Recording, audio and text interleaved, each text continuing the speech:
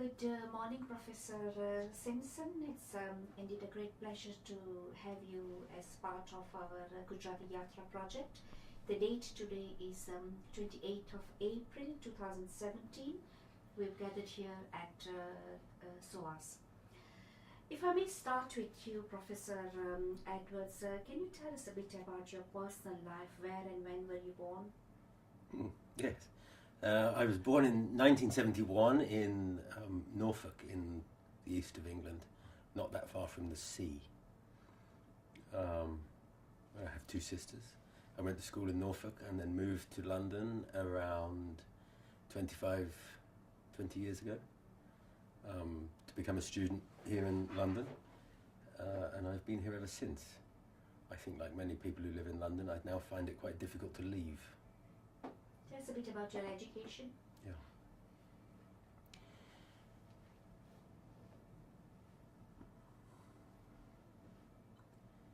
When I left school, I had a little bit of time to travel, which provoked my interest in different sorts of ways in what I've become in later life. And I went then to do an undergraduate degree in the University of Manchester in social anthropology. I should say before I did that, I cycled from Calcutta to Istanbul on a bicycle, a pedal bicycle, not a motorbike, and spent 9 months thinking about the things I saw along that route. It didn't take me to Gujarat that time. I started in Calcutta and went into Orissa, so south first, before going up north to Kathmandu, to Pokhara, and then down into the Indus Valley, into the Ganges Valley, then towards Delhi, up into Haryana, Punjab, and then into Pakistan. From Pakistan I went to Iran. So I had a lot of time to think about South Asia, about the boundaries, the borders, how people changed across the geography, and that was really what prompted my interest in studying South Asia further, learning more about language and literature and history. So then I was fortunate enough to be able to do a PhD.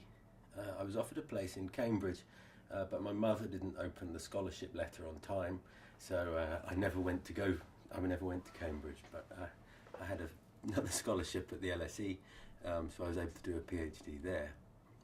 Before I started that, I spent some time thinking about where I wanted to focus on, and that took me to Gujarat for the first time. I'd worked as a volunteer on Narmada Dam resettlement sites, and that was fine and interesting and worthwhile, but that wasn't really what I was interested in.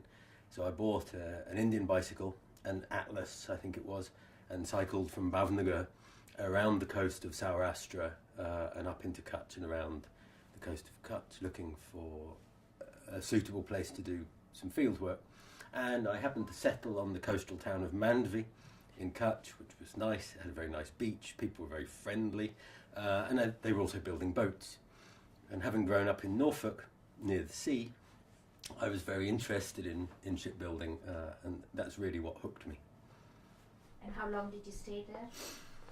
I was there for nearly 2 years, which perhaps for PhD fieldwork was a little bit long with hindsight, but for me personally it was a fantastic experience. And if I look back on that time, it was a luxury to have 2 years to live in a place with very close, supportive friends, and it was a really wonderful time. 97 to 99 I was there. Tell us a bit about your experiences in Gujarat during your fieldwork. Yeah. So my fieldwork was amongst Sunni Muslim seafarers who built ships and at that time were trading from India to Iraq. They no longer trade from India to Iraq because the conditions in the Indian Ocean have changed a lot since then. But I remember turning up in Mandvi in 1997, having learnt Gujarati here, as I've already said, and being very excited, but it was raining. It was the end of the monsoon and it was raining too hard to leave the hotel. So I had to spend a couple of days in the hotel before I could venture out. And I was so excited when it stopped raining. I went into the river estuary. There's Mandvi, and then on the opposite side of the estuary there's a village called Salaya. And between those two places these ships are built. So I went wandering excitedly and started to speak to people in Gujarati. but they didn't answer me in Gujarati. They answered me in Kutchi, which I had not learned to speak. So I spent a year in SOAS learning the wrong language, in some ways, for my fieldwork. And many of them spoke English because they were privately educated in Mount Abu, much to my surprise. So just on the first day, my whole expectations of what that fieldwork was going to be like changed. But I remember one of the people I met that day asked me, he said, "Who would come looking for you if you disappeared?"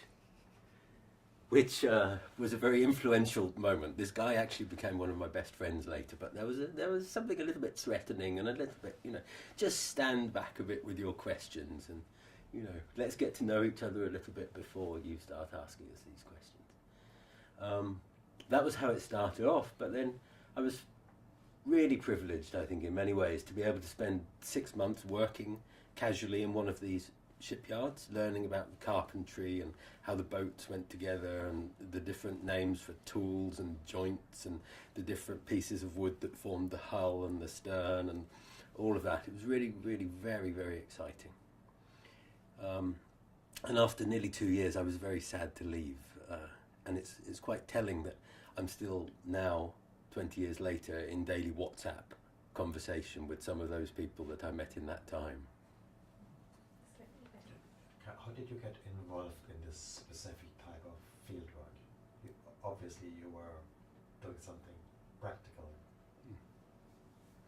So my PhD was in anthropology, and the sort of research that involves spending a long period of time somewhere, learning the language and trying to understand the conditions of life from other people's point of view, which is one of the reasons why it takes such a long period of time. And I think having worked with people, laboured with people, I did see something of what it was like to build boats from other people's point of view. And I think sharing skills and sharing the experience of lifting timber and getting splinters and those sorts of experiences are quite different from the sort of research you could do via questionnaire or via interview. There's something quite intimate about doing research in that sort of way, which I think is one of the reasons why I made so many good friends.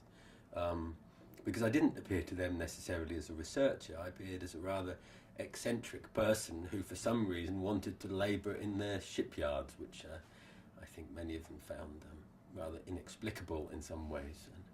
And, yes. But how did you find the shipyard, Or did the shipyard people of them found you at the time? Right. At that time, there were about 15 to 18 shipyards in Mandvi, and they were building boats really with some urgency, because it's a sort of business that rises and falls with political events in the Indian Ocean, and they were frankly making quite a lot of money from the trade that time. So there was a real urgency to build these boats, and they were trying to do it quite quickly. And they didn't, as a whole, the people who owned the shipyards, they didn't really mind me hanging around. But when I first asked about, well, can I work in the shipyards, they said, no, of course you can't work in the shipyards. That's what our kalassis, our labourers, do. But I found someone eventually who was quite sympathetic to the idea that I wanted to learn boat building. I think it made much more sense when I was able to explain that in Europe I had a wooden fishing boat. I had restored some of it myself. I'd learned the carpentry, and I actually liked boats, and I understood some of what they were about. And I think that created some bonds between us. But it was quite strange, I think, to lots of the people that in the shipyards that I wanted to labour there.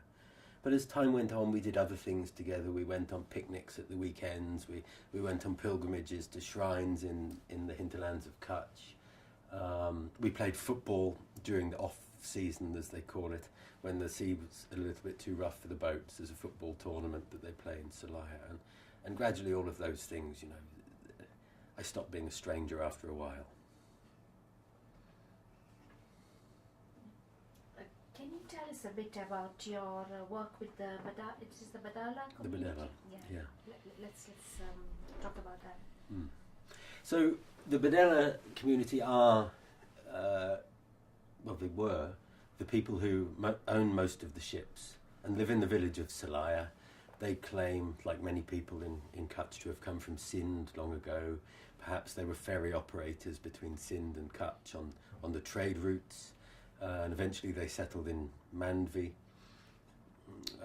perhaps at the behest of Kengaji, perhaps not. There's all that history of the royal kingdom and who settled when in the particular different parts of Kutch. And they were the labourers on the merchants' boats throughout the 19th century. There was the Badela, Sunni Muslim, and the Hindu Kawa, who were the sailors on these boats, and they sailed boats for Memon, Kodja merchants, and Lohana and Bhatia communities. But when those communities moved away from shipping and into other more lucrative forms of things, including international migration via Bombay to East Africa, especially to Muscat, actually from Mandvi, that left a little bit of a void, I think. And in the aftermath of the Second World War, when Kutchi shipping was really at its low point, there were new opportunities began to emerge with the opening of Dubai as a free port, and gradually the development of the Middle East created new opportunities for trade for those people. So gradually they began to build their own boats, to move from Kalassi to Seth, you might say, like that, up the hierarchy of a shipping order. And in time, some of the families from Salaya built really quite substantial and impressive international networks of offices between Bombay, Dubai, much as the previous generation, or previous generation is not quite the right word, but how 100 years before the merchants from Kutch had also done so, but between Zanzibar, Muscat and Bombay. But their network was a little bit different because then it focused on Dubai. Dubai was the place from which it all emanated. And then gradually Sharjah came and Muscat again to a lesser extent, but really it was Dubai that gave impetus to that sort of new form of mercantile migration. Which I suppose in some ways is very interesting, because they were doing 100 years later what the merchants of the 19th century had done, but in a very different political climate. Because a lot of, you mentioned about Bombay being the port from where, but I think from Mandvi, a lot of Kutchis went to Africa, Zanzibar and Mombasa and all of that. And you're talking about the languages on the sea, Daryani Bhasha. Can you elaborate a bit about that? Yes. There was a ferry service from Mandvi until a few decades ago, which took people to Bombay, and I think Bombay was the navel in some ways of all of that west coast of India. Of course it was part of colonial expansion, but I also think it was a very important network for Kutchi people. I often feel, even today, in some ways, that Kutch is a sort of suburb of Bombay. It just so happens that there's a 1,000 kilometres or something by land between the two of them. And the language that has grown up along that, developed along that coastal area, I find it to be really interesting. I learnt some words and terms and phrases, but I never really learnt to speak it very well. It was, they describe it as sweet, pure Kutchi, but lots of other people describe their own version of Kutchi as sweet and pure Kutchi. And either side of the Gulf of Kutch is sometimes called Halari as well. And people have written and followed words along the coast from Kutch to Saurashtra and looked at the commonalities of the Naryani Bhasa, or the coastal language. And it does have lots of words, loan words, from other languages in it. So from Arabic and from Swahili, there are those maritime terms which seem actually to travel all the way around the Indian Ocean, both west and further to the east, which is something I find really interesting.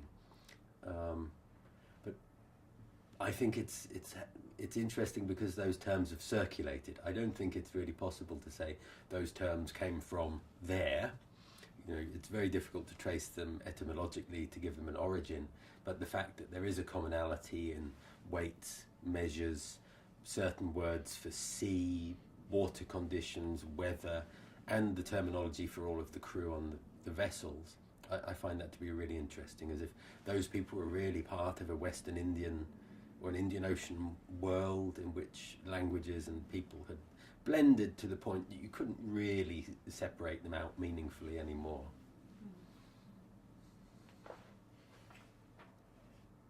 So what was the language on, was this the main language spoken on the ships, or was it also, Arabic was also used, I suppose, and Swahili to a certain degree?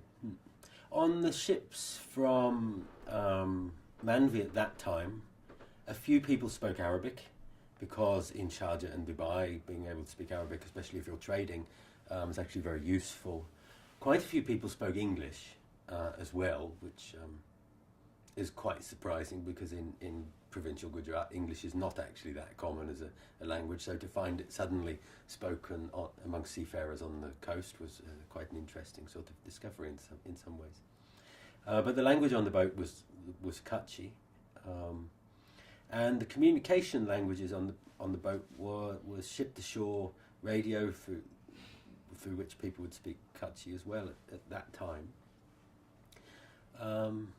But not really Arabic, and at the time when I was starting to do that research, Swahili was not really spoken either, because the trade with East Africa, unlike the 19th century trade, didn't really exist.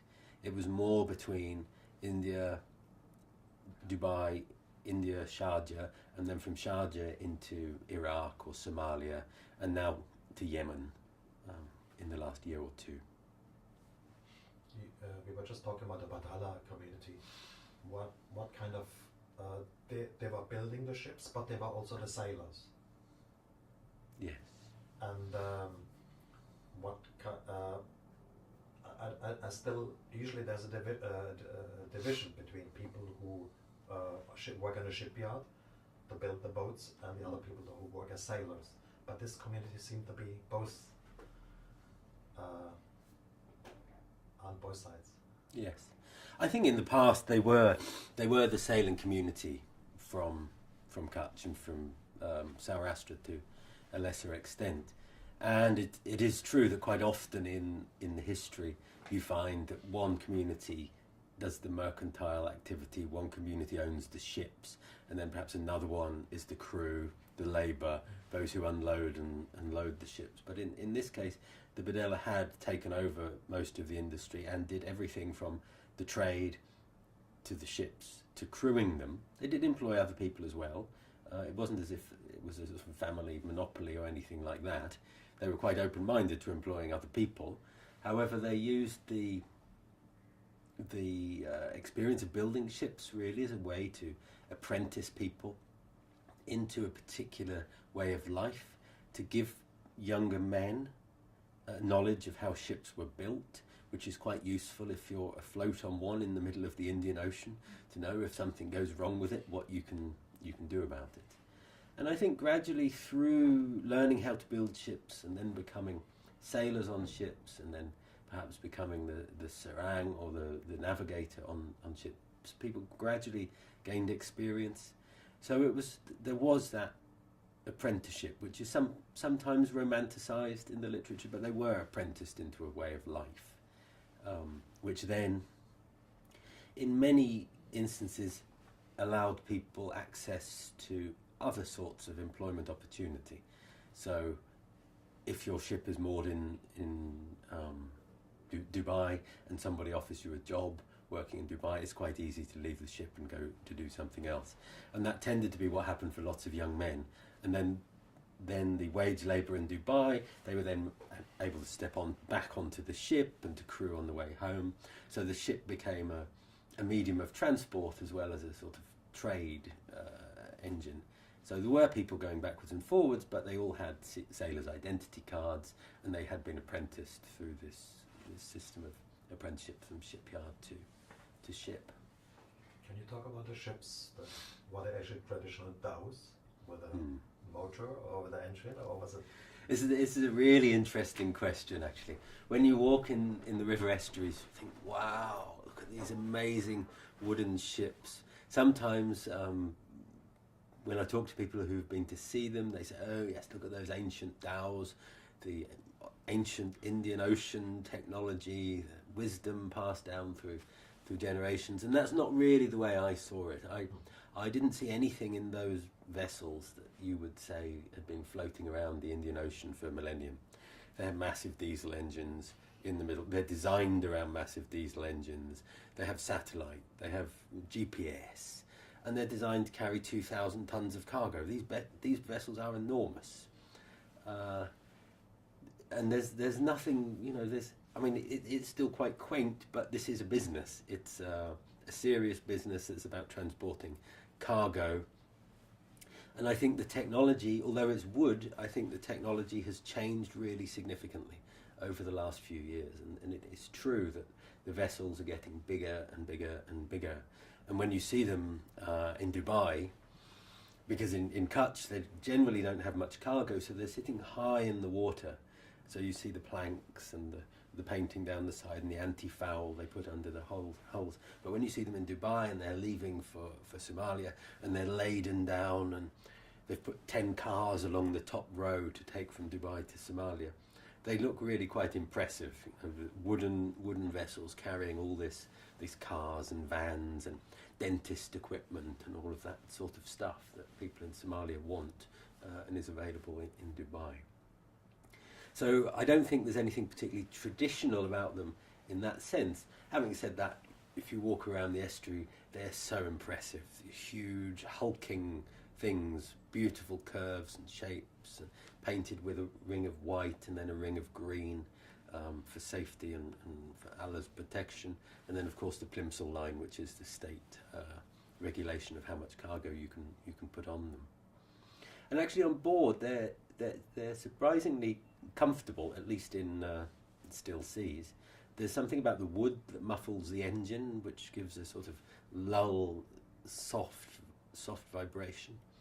And I was involved in making a film a few years ago with a group of artists called Camp, who were based in Mumbai.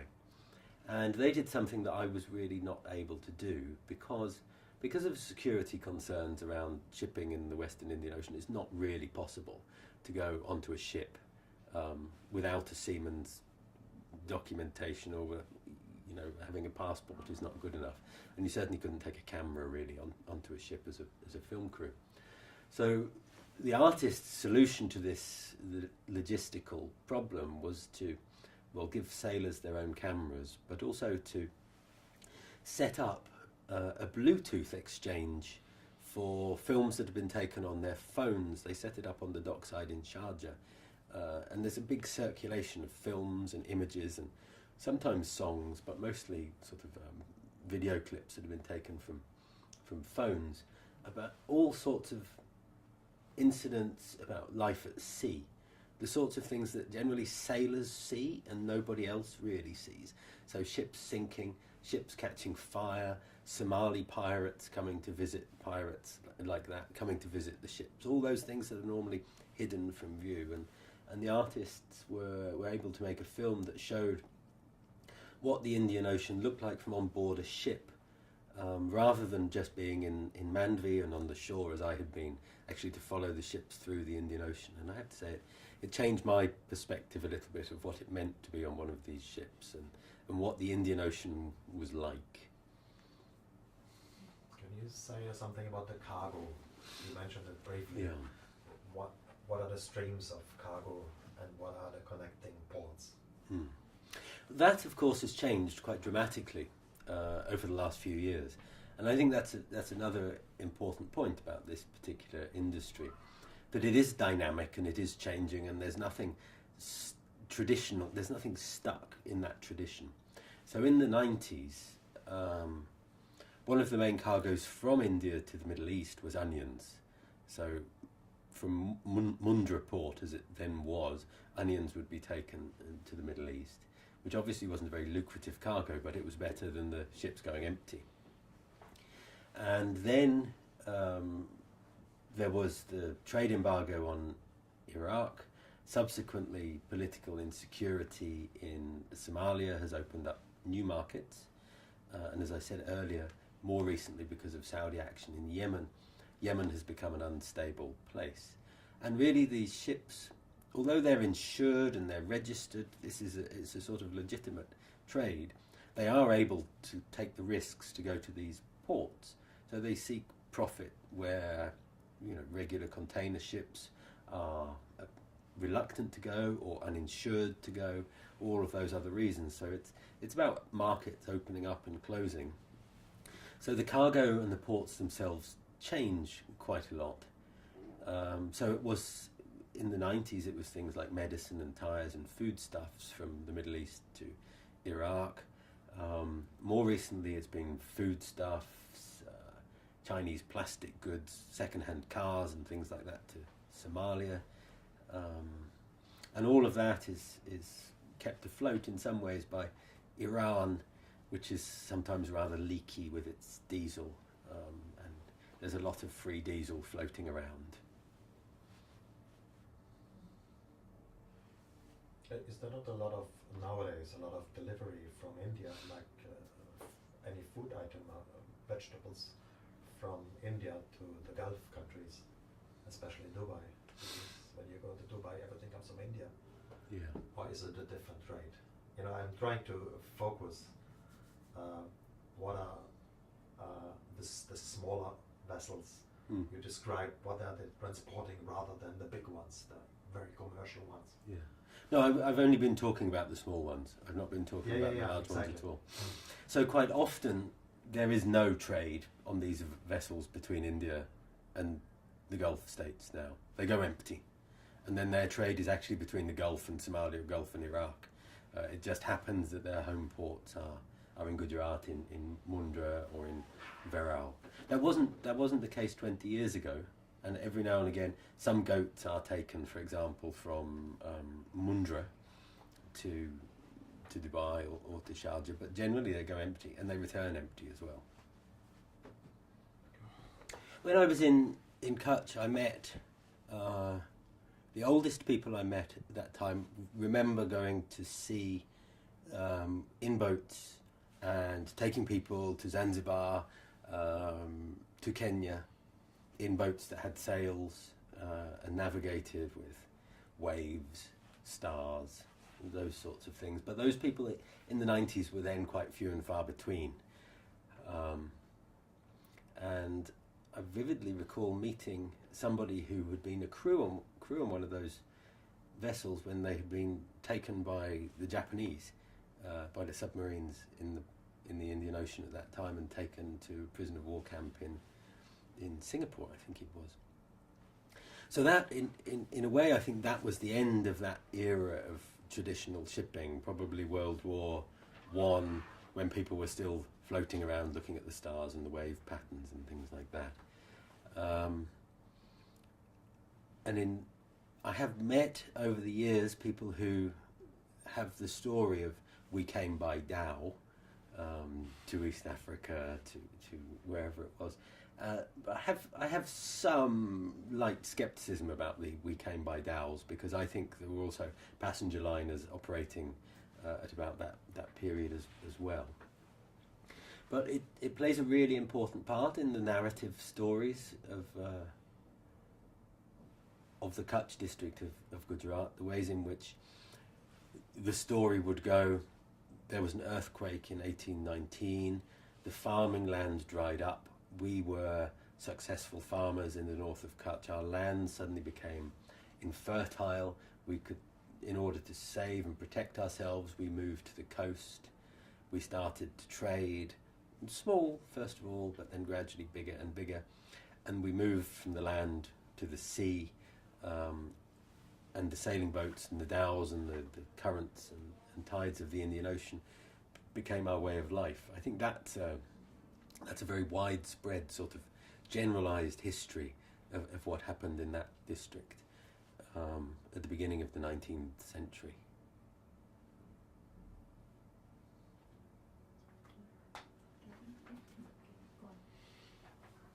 Just at the beginning we talked a little bit about the different community. Could you describe from your personal experience the community set up in Mandvi and in the little village Salaya, which is was in the estuary. What was the setup? What was the different community doing and relationship? Yeah.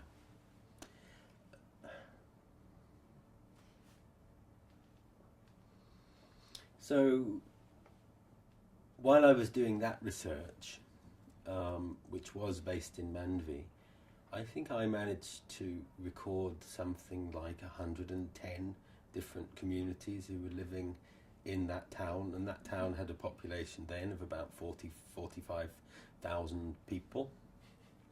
So an incredibly diverse set of communities all living together, all in different ways, claiming some attachment to Kutch, whether it's through language, but even Gujarati-speaking communities like the Jains were clearly very loyal to and attached to Kutch at that moment.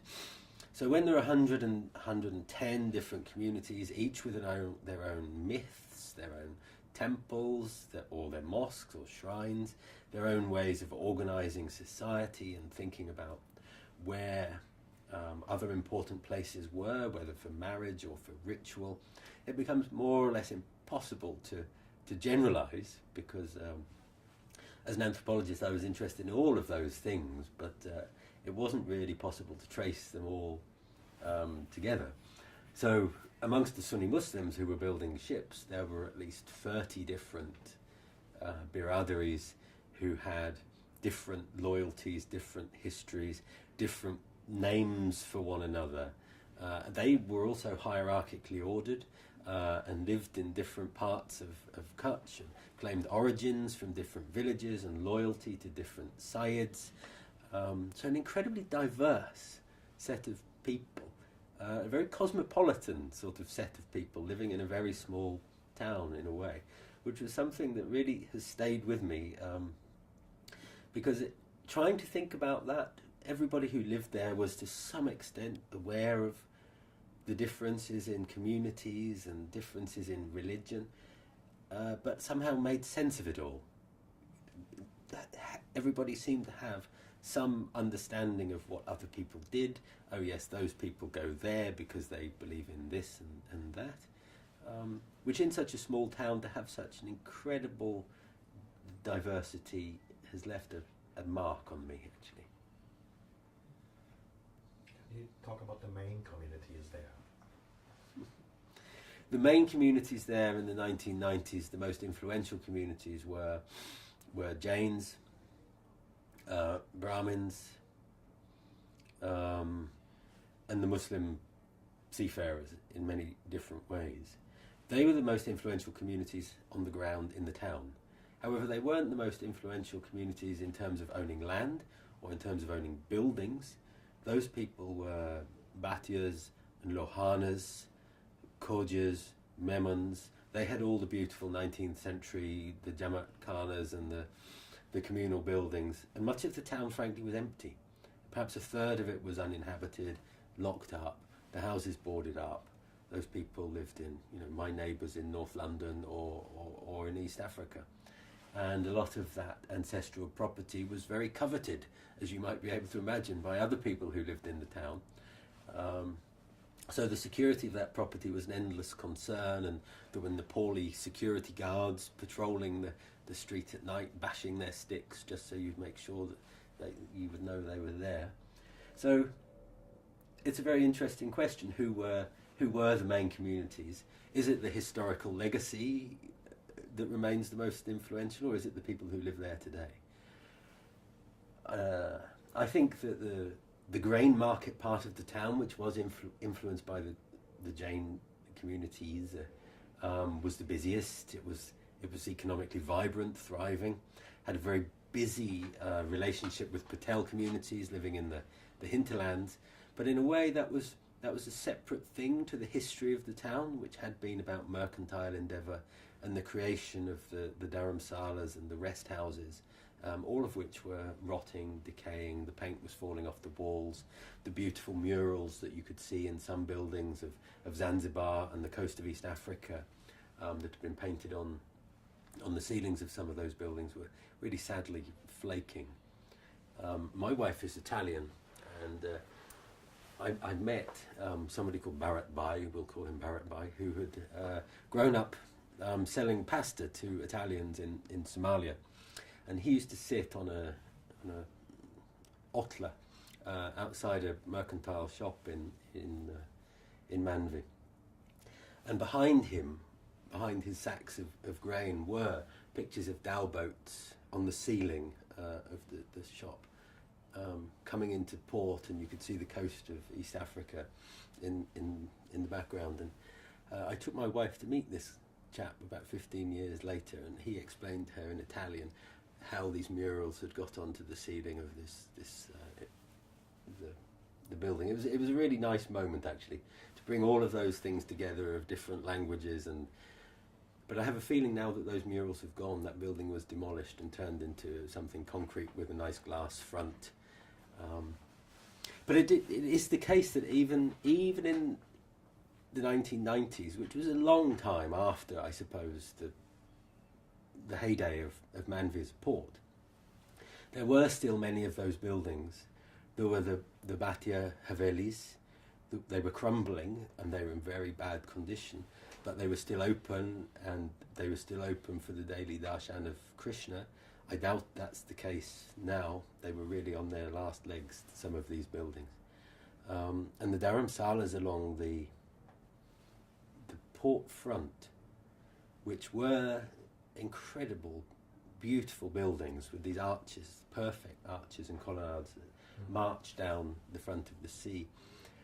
Unfortunately, they've not been protected. And they were adapted, and people moved in and divided them. But one of the oddest innovations in all of that, which speaks, I think, it speaks quite well to the discomfort some people have with their maritime history, which often becomes a sense of nostalgia, which is sometimes a little bit painful, is that one of those dharamsalas has been turned into a ship.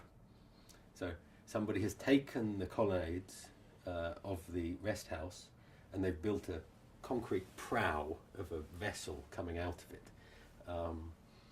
Probably not what the original architects had envisaged for their dharamsalas, but the fact that there is such a powerful nostalgia for seafaring, and that it seems acceptable to turn one of these beautiful buildings into a concrete ship, I think speaks quite a lot for the confusion of a tradition and a sort of modernity along the dockside in Mandvi, which is after all derelict now. You hear a lot about the division of Bengal and Punjab and Kashmir, but the division of Sindh and Kutch is not mentioned too much. Can you elaborate a bit about that? Yes.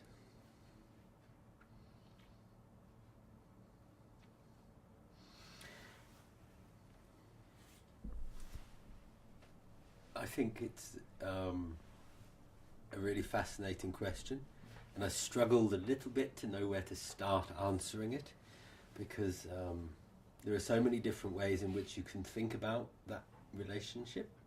Of course, people in Kutch and Sindh were related to one another, intermarried, speak the same languages, have the same sort of traditions, rituals, follow the same piers, go to the same temples, all of those sorts of things.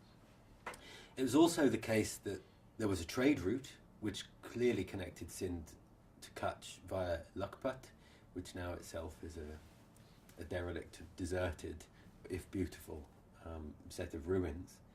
I think those sorts of connections are quite well known. I think that perhaps the post-partition geography obscures the fact that Karachi was the nearest big city.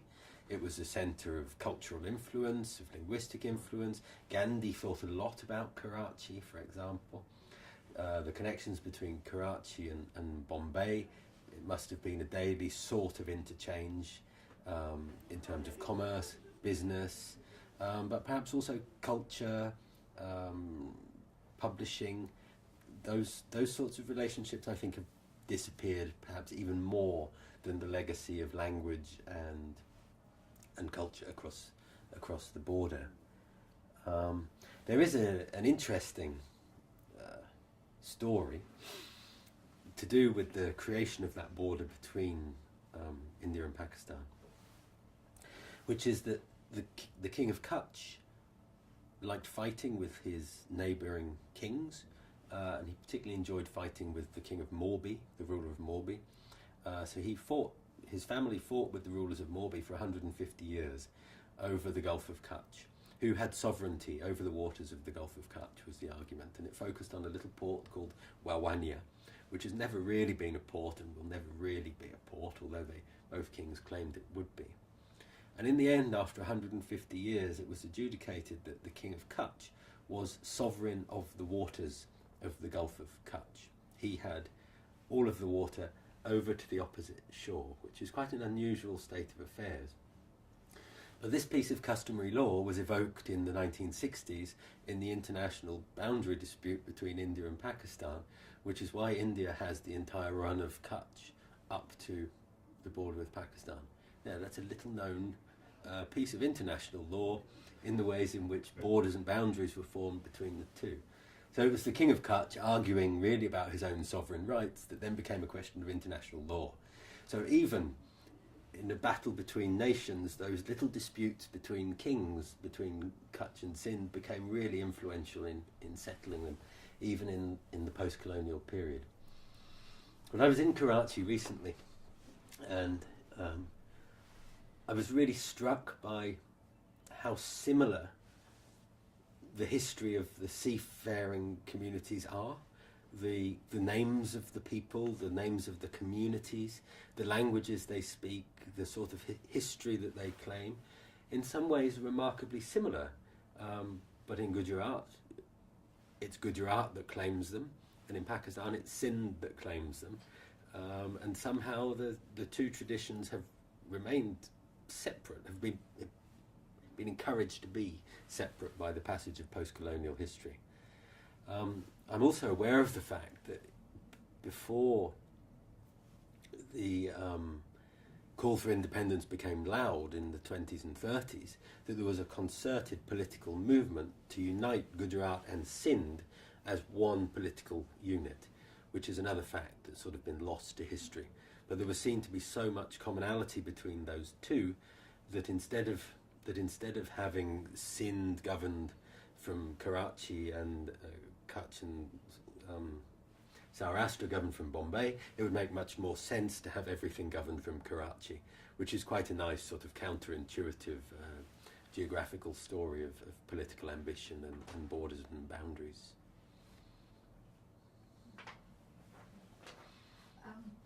You have worked in Pakistan as well.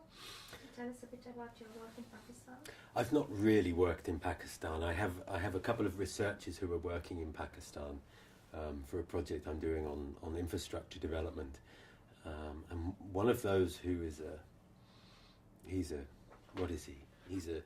lawyer from Glasgow with a Pakistani passport who's interested in land rights issues, but he's working in Sindh. Around Naga Tata and that in the Tata area. He's very interested in the ways in which communities have become either neglected or have become minorities in that border zone, and have been sort of forgotten by national narratives in Pakistan.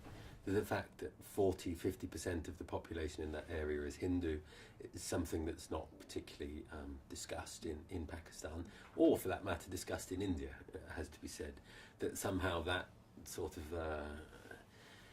religion across the boundary is something that post-colonial politics has been very silent about.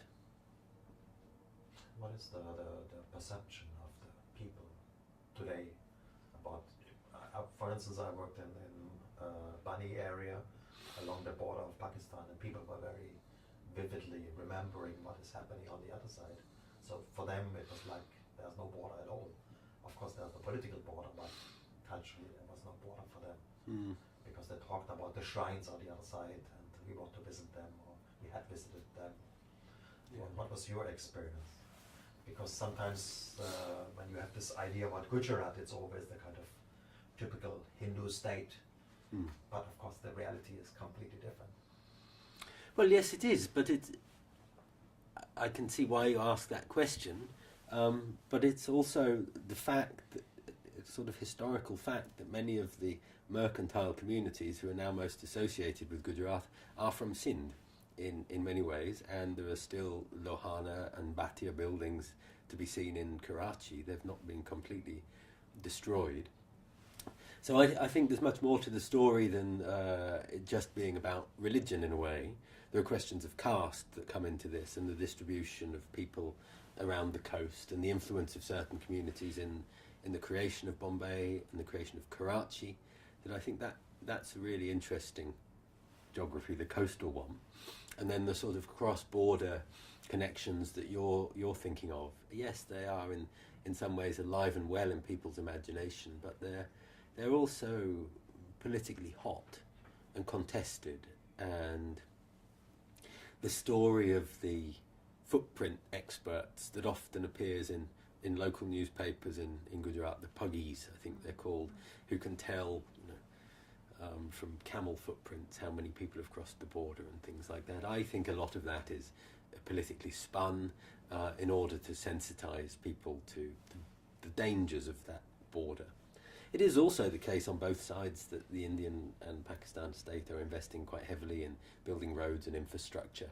So that border, it might not be the one that's in the news all the time, but it is, I think, a sensitive one and an important one in many ways. And perhaps it's important for all of the reasons that we've discussed already, that there is rather more commonality across the border than there is difference. A Gujarati sailor navigating Vasco de Gama all those years ago, and that's how Vasco de Gama found India. Is that true? Well, the story goes that Kano Malam was off the coast of East Africa when Vasco de Gama turned up looking for India. I mean, I'm not quite sure how that happened. Vasco turned up, excuse me, where is India? And Kano Malam was in the story in possession of superior navigational skills, which shows that Indian navigation at the time was superior to that of the Portuguese. So Kano Malam was able to show him from the east coast of Africa to Calicut. Now, the Kawa Samaj, Mandvi's sailing community, have a monthly magazine. They had a monthly magazine in which they present community history stories. And they rightly pointed out in their history story that in some ways it was very good that Kano Malam had the superior navigation skills to Vasco da Gama, and he should be venerated as a hero because of that. But he had also brought the colonial power to India, and perhaps he shouldn't be celebrated for having introduced 400 years of oppressive rule. Anyway, the Kawa Samaj were a little bit ambiguous about that in the end. But it is also the case that Zanzibar claim their own version of Kano Malam, and so does Oman. And Oman have gone to the point of creating a museum about, I think they call him Ibn Majid. So there's an entire museum dedicated to how Ibn Majid was able to show Vasco da Gama the way from East Africa to Calicut. But I think having said that, I don't know whether it's a question of authentication or not. I think actually it's more interesting than saying, well, it's not a Gujarat story, or it's not a Zanzibar story, or it's an Indian Ocean story. And I think that the circulation of people in the Indian Ocean and the ubiquity of that idea probably resonates quite strongly with a deep sense that they did have superior navigation skills to Vasco da Gama. And Vasco da Gama entered into a dynamic arena where people were interconnected, where stories travelled, where perhaps it was not easy to tell whether someone was Gujarati, Zanzibari or Omani in the first place, because those people were circulating just as the contemporary post-colonial myth of Kano Malam or Ibn Majid, call him what you will, is circulating in the Indian Ocean. But in Gujarat, as far as I know, they've not yet built a museum to him, but maybe it will come. So let's talk about the importance of the Indian Ocean as a link between South Asia, East Africa and Middle East. Can you elaborate a bit on that? Yes. So working with the Badela communities, I started off my research career doing. I found that the Badela people in in Kutch were very clearly Indian. They identified very strongly with India, with the Indian cricket team and all of those sorts of things. But as I learned more about them and their world, I discovered that there was a very similar Badela community in Kenya, mostly in Mombasa, but some in Nairobi, but mostly in Mombasa. And in Mombasa, the community is as big as it is in Kutch. They speak the same language. They have the same distinct mosques with the short minarets and the green zigzag around the side of the minarets. And in many ways, it's impossible to say which is the original community and which is the migrant community. Is the original community in Mombasa or in Kenya, or is it in Kutch? And when you look at those people, without wishing to sound crude, they have Indian Ocean faces. They don't belong to one side or the other, a darker Africa or a lighter India. They're an Indian Ocean people who are not really one or the other. And I find that a really interesting way of thinking about the Indian Ocean space as a space that existed before nation states, and certainly before the rather aggressive post-colonial nation states where India, Pakistan, the rise of nationalism in Africa, and all of those sorts of forces have really created stronger boundaries and distinctions between racial and national groups than perhaps there before. I also think it's quite wonderful and quite counterintuitive to know that in the 19th century, East Africa was governed from Bombay. That Bombay was the capital, so to speak, of East Africa. And that's a sort of peculiar geography, that the capital is on the opposite side of the ocean to the lands that were being governed by the British. And I also think it's quite important to remember in that period of British imperial history that East Africa wasn't governed from London. East Africa was governed from Bombay, and Bombay was governed from London. So there was a sort of hierarchical relationship in the way that worked. But the fact that the Indian Ocean was governed from Bombay in some ways probably reflected more of a reality of the Indian Ocean than perhaps the British administration realised at the time. And then as we went on into the early 19th century, early 20th century, East Africa was promoted and literally advertised in India as a land of freedom and opportunity for the Indian, as America had been for the European. And that sounds crude, but those adverts appeared in Indian newspapers as a land of opportunity, as a please come and settle and do your business here. So, I mean, probably from an African perspective, the dominance of India in that part of the Indian Ocean becomes a little bit tiresome historically. Well, what about us? We also have a history. But it is the case that India was the influential node in that part of the Indian Ocean. Can you say a few words a little bit before, if you think about the colonial rule and prior to this? Of course, the Indian Ocean was there before. It was the community were mixing before. Can you just say something before the British arrived in India? What happened then?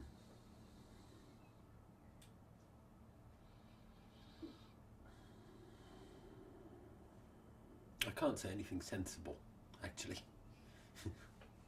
I mean, I can say that there was an Indian Ocean of different empires, of Mughals competing for power with Ottoman, the Turks.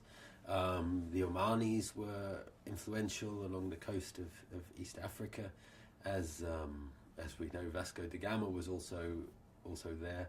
And before that, I'm an anthropologist, I'm not really a historian, and I become a little bit uncomfortable with the ancient Greek texts being quoted as evidence for things, Ptolemy, and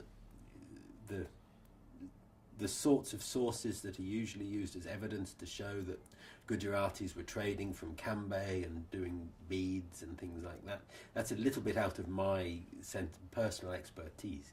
But I have colleagues who have studied the architecture and the archaeology of the western coast of India in particular, and it's quite clear that there really are very ancient ports along that coast that now you wouldn't know were ports because they're 10 kilometres inland or they're 100 metres below the surface of the earth. So there's a place called Sandan in Kutch, which is clearly a very, very ancient trading place where things are uncovered in the soil and the sand all of the time.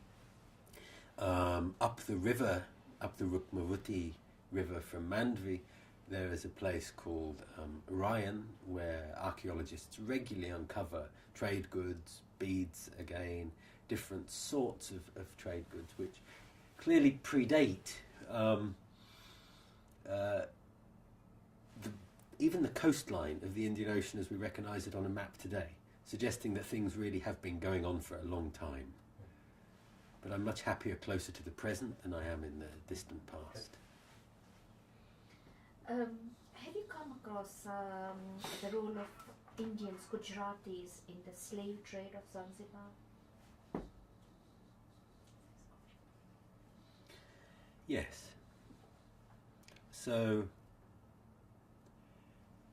the economy of Zanzibar throughout the 19th century was one that was supported by or underpinned by slave trade from East Africa. And those slaves were largely destined for the Middle East, but also to join the West African slave trade, which is quite well documented. But also slaves found their way into India. So I have a very memorable interview with somebody who can remember the last slaves of Mundra. Whether slave actually meant what we think of as slave, I'm slightly uncertain. It probably meant more of a patron-client relationship, that person was part of family ritual and stayed with that family. But somebody could remember slaves in the 1930s in Mundra, which is quite remarkable because slavery had been legally abolished in Kutch in the 1820s or really early in the 19th century. There used to be a slave market in Mandvi on the dockside, so it's not really a matter of whether there's any evidence that Kutchis were involved in the slave trade. They were. It's more then a matter of being careful about saying, well, what was that slave trade? Was it really as we imagine a slave trade to be? I think in some cases it was, but in more cases than not, it was more complicated than simply buying and selling human labour. It was about patron-client relations, about customary relations, about generations of people having generations of connections with other families. But in Zanzibar there was a slave market, and there's a very vivid and extravagant kind of colonial archive record about these colonial officers who were based in Zanzibar who tried to break it up. And they tried to understand it, first of all, and they became very frustrated because it was so difficult to understand, because, as I've said, it wasn't simply a matter of buying and selling people, it was a very complicated economy. But the Bhatia and Lohana communities, as well as Khojas and Memons and all of the mercantile communities who were in Zanzibar at that period, were implicated in that simply by being part of a mercantile endeavour. I don't want to say it was normal, but it was probably the dominant sort of economic form at the time. And then there are some other interesting things to say about that, because the British colonial records tend to influence what is known about history in the English-speaking world, because they're the most accessible. And it is the case that they were collected for Zanzibar. There were political agents on Zanzibar. There were political agents in the Middle East and in Bombay. But as soon as you move out of that space into Francophone or into South Africa at the time, the connections get ruptured. And that to me is really interesting as well, because I think there were as many Indians in Madagascar at that time as there were in Zanzibar. But that history is not part of an Anglophone tradition of history telling. That somehow goes into the Francophone world, and there are very few people who've been interested in looking at the connections between English-speaking history and French-speaking history. So I think there's a lot of work there to be done to think about those connections and who those communities were, and how slavery moved backwards and how slave relations moved backwards and forwards between Zanzibar, Muscat, and places like Madagascar, and to a lesser extent Reunion, Mauritius, and the Maldives.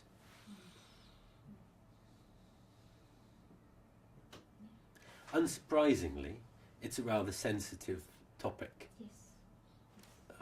And the historians who've worked on it, I think, have managed to understand that it was an economic system of its day, and have treated the families, many of whom are named in the records, with some sensitivity and some understanding as to how those kind of relations evolved and changed. Without wishing to be an apologist for it at all, I think trying to understand those relations between different communities in that period is probably key to understanding what slavery meant at that time. But taking it further as well, when I'm talking from personal experience, because I'm from East Africa, and very vividly I used to see the three hierarchies. So there was the colonials, and then the Indians, the Gujaratis, where we came, and we used to have servants, the original, the Africans, and that hierarchy stayed there all the time. Yeah. Is that your perception? Yes, I think so.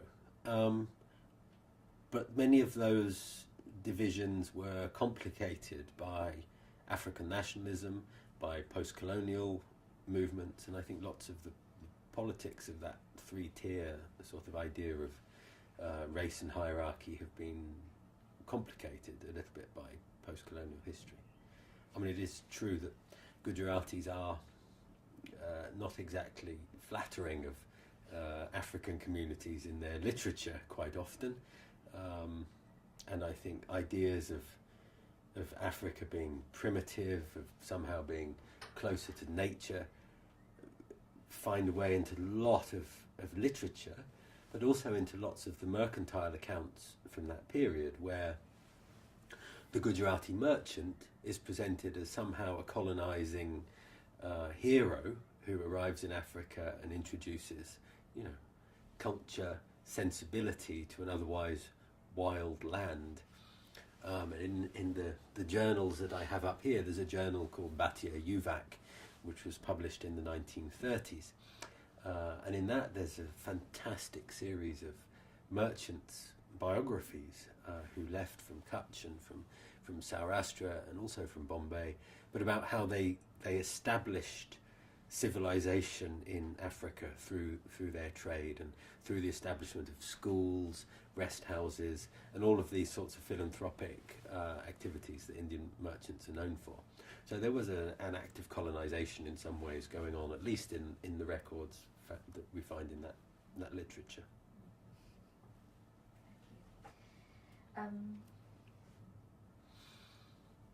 You worked mainly in the rural parts of Gujarat. Are large cities not more important than the rural regions for you, or is more your interest? I told you at the very beginning of this interview that I was from Norfolk, and that provincial heroism has remained with me in my research career, so I'm firmly with Kutch rather than the big cities of the east. But after the earthquake in Kutch in 2001, I was initially drawn back to Gujarat because of the plight of my friends and people I knew well in Bhuj, because I had got to know people in Bhuj while I was doing my research in Mandvi, and that led me to another 10 years of research as to what had happened after the earthquake and how people had gone about reconstructing things, putting things back together, the ways in which Gujarati civil society interacted with international civil society, the ways in which certain ideas were given to people of Kutch in the aftermath of the earthquake. And as part of that research, I realised that as an anthropologist, I was not particularly well read when it came to understanding the political history of Gujarat and where divisions in the population came. So I started to do more literary-based research into the history of the region and the political divisions within it, and came across a journal called the Journal of the Gujarat Research Society, which was published from Ahmedabad originally, from the 20s and 30s onwards. And in that journal, they make a case for why Gujarat is a distinct geographical unit, why it is distinct from Rajasthan, why it's distinct from Sindh, and why it's distinct from Maharashtra. So in a way, this is scholarship building a region and making an argument for that. And of course that led in some ways into the campaign for a separate Gujarat state, which came into existence in 1960. Gujarati appeared as its own language, and the borders of Gujarat somehow appeared natural, but actually it was these scholars who've been working on these things for a long time. But one of the themes that comes across clearly in that journal is that the normative Gujarati is an urban, Hindu or Banya, intellectual, wealthy person who is from Ahmedabad, Baroda. We'll have Ahmedabad and Baroda, not Surat. Not ooh. If we have to include Surat, we'll include Surat. And those people who live in Kutch are in need of civilization, they're in need of education, they're in need of some paternal or maternal care.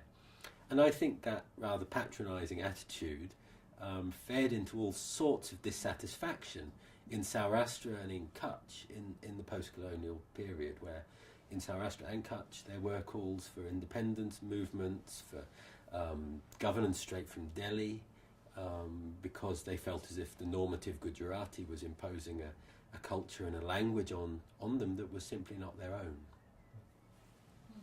So yes, the cities are important, but what the cities do to the provincial areas has been more of my interest. And what about your project in Odisha? Right. Tell us a bit about it. Yes. So more recently, I've been lucky enough to get a large funded research project which has thought about India in quite a different way. In the 1950s, strangely, in the aftermath of World War I and the aftermath of independence, there was a lot of interest, strange as this might seem, in the villages of India. This was an early Cold War sort of movement as countries like Britain and America were trying to re-understand what was happening in Asia, and India as well. It has to be said that there were lots of Indian researchers doing research in Indian villages. So the 1950s saw this explosion of interest in Indian villages in a way that had never been before in history. So lots of studies were undertaken of caste and agriculture and rural ways of life. And the project we had was to re-study 3 of the villages that had been studied in the 1950s. One of those was in Gujarat, one was in Madhya Pradesh, and one was in Orissa. And 2 of those original anthropologists were still alive. One lived in Highgate, he was 90 when he joined the project, and one lived in California, and he was also 90 when he joined the project. And they gave us access to their field notes and their diaries and their photographic collections, really sort of rich kinds of material. Unfortunately, the anthropologist who'd worked in Gujarat, when he retired from the University of Sussex, he burned everything. Famously, in his garden in Lewes, he had a bonfire and danced around the flames, saying, well, it's a very interesting question. There is a Gujarati sociologist called A.M. Shah who has written about why he did this. And his explanation is that David Pocock, his name was so influenced by the Swaminarayan sect from his research in central Gujarat that he renounced his worldly possessions, and he didn't want to leave a trace. That's one argument. Another argument might be that he didn't want to leave a legacy. He was childless. He just wanted everything to disappear. But he had worked in a village called Sundarana, which is near Damaj, near Anand in central Gujarat. And he'd spent 18 months there in the 1950s. And it's very interesting because that village must have been full of migrants from East Africa in a way, but he doesn't mention it at all. No, he writes about hypergamy and the marriage circles between the villages, and how Sundarana is one of the less fortunate villages. It's not a rich and prestigious village like 6 gams. It's not 22 gams. exactly. Yeah, right. Yeah. So Sundarana is one of those 22 Gam villages, and so he writes about that, and he writes about popular Hinduism in the village. And a researcher went back 60 years later to do research in the same village. Her name is Alice, and she spent a year living there. Tilche, yes. Thinking about what had changed in the village and what new questions you might ask in a village today. And she found that essentially agriculture had sort of gone out of fashion, that the farming men found it very difficult to marry. Women didn't want to marry farmers. I don't know whether dirty fingernails or whatever, but they certainly didn't want to marry farmers. They wanted a green card or a place in Wembley or Harrow, wherever it might be, but they certainly didn't want to stay in Sundarana. But during the course of that research, we also met the research assistant from the original anthropologist. So David Pocock was there in the early 50s, and his research assistant was called Mahmud. And we were fortunate enough to meet him now in his 80s to reflect on how the village had changed and how life in Gujarat had changed. So you could really see through his stories how religious identities at the village level had become very different to they were in the 1950s. And it really takes one of these fortuitous encounters to understand this. Speaking to people in Gujarat, you're unlikely to get that sort of memory. But when you can see the texts that David Pocock and Mahmud wrote together in the 1950s, and they say, well, Mahmud was a patron of the wealthy Patel family in the village. He ate with them every day. He was in their house. He had to wash his own utensils, but he was eating with them. He called them by respectful names. They looked after his land. You really see that this Patel family and Mahmud were very close together, and they had caring and intimate relationships with one another. Now in that village there are no Muslims left. They left in 2001 to settle in Anand, where they now have their own housing colonies, and Sundarana is essentially a Patel village with other caste groups living in it, but dominated by Patels, with no Muslims.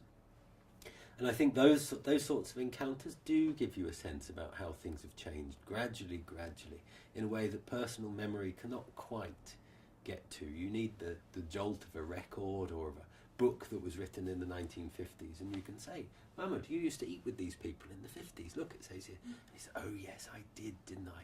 But gradually things have changed and I moved away. Can you talk a little bit on a bigger scale about Gujarat, about this division, let's say, between Hindu and Muslim? You just mentioned a concrete example. Because I had the feeling from the Kutch area, it was very much, if you go 50 years back, it was very much mixed, because some of the Hindu communities had Muslim element and the other way around. Yes. And nowadays I felt it was very much divided, clearly, either or. Did you come across this idea, or you just mentioned an example? Yes. Well, quite commonly and casually, people from outside Gujarat assume that Hindus and Muslims are very separate communities. The political atmosphere in Gujarat has been such since 2001 that Muslims are an isolated minority, and I think to some extent that is true. But I also wonder to what extent that's true as a political narrative rather than an actual narrative on the ground. There is no doubt that in places like Anand, for example, there are Muslim housing societies that there weren't before, that the village of Salaya in Kutch has become very much a centre for Muslim people. But I'm a bit reluctant to go down the line that says Hindus and Muslims are divided in Gujarat, because I think that's a political line. And I think by academics repeating that, or anybody repeating that, that's helping to bring that idea into existence. I think as your question implied, there are lots of overlaps between different communities, language and history, daily interaction. But having said all that, I wouldn't want to ignore the fact that the effects of political rhetoric has been very divisive in all sorts of ways on a daily level. So it's a very, to me, it's a very difficult question. And one way in which I think I found a way to think about the ways in which Hindus and Muslims have been separated was that after the earthquake, my friend Muhammad, who lived in Bhuj, his house was very badly affected in the disaster. It was badly cracked. So what did he do? Fortunately, before the earthquake, he had bought a plot of land in a suburb outside. So he just went and built a house long before state compensation payments were available or any reconstruction plan had been there. And within a few months after the earthquake, he was living quite happily in this suburb. But then the violence of 2002 happened after the train stopped in Godhra, and he no longer felt safe in this isolated suburb. So he moved back, as did all of the other Muslims who'd built suburban houses. So suddenly you had a concentration of Muslims all living together because they were afraid of being in isolated suburbs.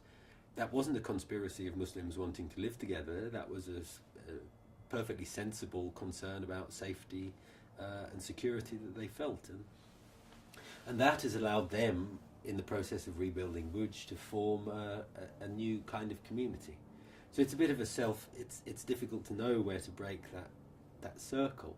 Muslims live together in communities, but why do they live together in communities? Well, because in 2002 they all felt afraid, so even if they lived separately, they were brought together by that unfortunate series of incidents of that time.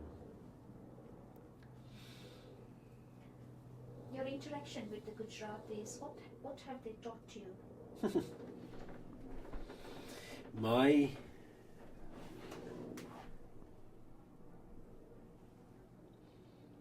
I've had a few mentors over the years. One has been Dilip Vaidya, who is in Bhuj. He was the curator of the Bhuj Museum. He was an archaeologist, he was interested in inscriptions. But he also discovered at quite a late point in his life social anthropology. And he loved travelling with me to villages and different places and asking questions. This was quite a different form of research than tracing inscriptions and pieces of rock in the dust. And I learned a lot from him about how to ask questions, what sorts of things to be passionate about. And also, I have to say, he taught me really a deep affection for the land that he had loved. He was born in Kutch, he was born in Mandvi and then moved to Bhuj. And I learned to see, to some extent, Kutch through his eyes, and he took me to places that most people wouldn't get to visit. Those places in Kutch that you really have to know every nook and cranny of in order to be able to find it. You know, the places that aren't on the road, the places that aren't tracks going to. So from him, quite a profound love of that landscape and history. And then more recently, I've been very influenced by somebody called Hashmukh Shah, who lives in Baroda, who set up a Gujarat historical society a few years ago. And he's taught me much about politics, how not to be left or right, how to think of different ways of thinking about academic knowledge in relation to political and corporate society, actually. So he's taught me a lot about the ways in which you can talk to different groups of people without necessarily putting yourself first, without putting your own agenda first. And perhaps that comes from a sort of Gujarati heritage of having a mercantile underlying idea that, well, in his case, it's not business first, but that business allows you to talk to different groups of people. It allows you to move between different communities, different levels of society, different linguistic and geographical spheres. And I would like to think that that has played into my management career within this university. I hope with success, though. And your experience with Gujaratis in this country, because we're talking about this journey of the Gujaratis. Can you elaborate a bit? Yes. So, I suppose when I started my research career, my interest was not in Gujarat, it was in shipbuilding. But over the years, it's become about Gujarat and about Gujaratis. And I remember going to learn Gujarati in a higher education college in Harrow with a group of young people who were learning to speak. Well, they could speak, but to learn to read and write Gujarati because their parents wanted them to do it because they couldn't do it. And hanging out with those young people, I was 10 years older probably than they were then. They were my real introduction to London Gujarati society, as it were. But then since then, I've had a whole series of different kinds of encounters with the media, with the people who run cultural organisations and the temple organisations in London particularly, because that's where I live. But when Gujaratis started to visit me from the people I knew from Kutch, I got introduced to a whole different sort of England that was otherwise invisible to me. So to give a couple of examples, my family was visited by a Syed from Kutch, who had said, a friend of mine from Kutch, and I knew him as a Syed in Kutch, but I didn't quite knew what that would mean in the UK, where he was able to visit disciples of his family from generations back who would pay him an incredible amount of respect and gift him and treat him really, really well. And those people were largely in Leicester and in Hinckley and that part of the East Midlands.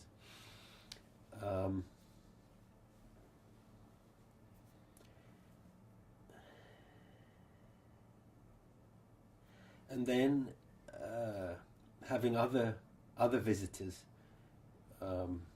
from, again, straight from Kutch, who had come here on holiday, or because I was able to help them with a visa, whatever. Suddenly seeing those people visiting who were quite familiar to me in Kutch, suddenly looking a little bit out of place in parts of London as they, tried to wash or whatever it was in our house that just wasn't designed to have water splashed all over the place. So those sorts of backwards and forwards have been really quite fun. And Hashmukh Shah's, it's called Gujarat Itias Nidhi, I think. No, it's not. I can't remember what it's called at this particular moment in time. He has run a whole series of conferences that have taken me backwards and forwards recently from London to Gujarat, and I hope to be able to have that whole conference in London quite soon. Interesting. And what about your vision, outlook for your students? Unfortunately, I have never had a PhD student working in Gujarat. I have a student working on Gujaratis in Mombasa. I have students working on post-earthquake issues, but not anyone in Gujarat, which is a terrible shame in a way. I don't know why that should be. I have a student in Bombay at the moment who's interested in language politics in the city, but again, no one who's been working in Gujarat. But I would hope that they take Western India very seriously, but also, as I had to do over the years, invest a lot of time in reading and trying to understand that region from all of the different points of view it's possible to understand it from. The English language sources are just one. The colonial version is just one source. There are lots of other geographies and ways of relating to that space and building connections between space that might happen through religious organizations, political movements, temple networks, shrine networks, and indeed, I suppose, NGO networks as well today. And those ways of seeing the region are just not how Gujarat appears in the English record from that period. And I think that's a really important lesson. Not only a lesson about decolonisation, which I think is important, but actually a different way of seeing and a different language for describing things. I think that's what I have tried to impress upon my students in many ways.